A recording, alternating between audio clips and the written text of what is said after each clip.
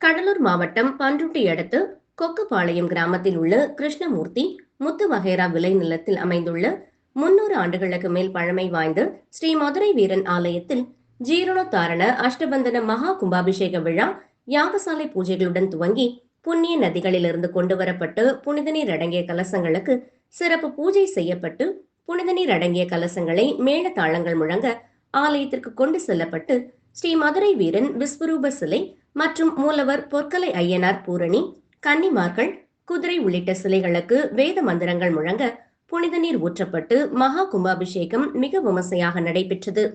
இதைத் தொடர்ந்து ஸ்ரீ மதுரை வீரன் மற்றும் பொற்கலை ஐயனார் பூரணி கன்னிமார்கள் உள்ளிட்ட மூலவர்களுக்கு பட்டாடை உடுத்தப்பட்டு வண்ண மலர்களால் அலங்கரிக்கப்பட்டு மகா தீபாராதனை நடைபெற்றது.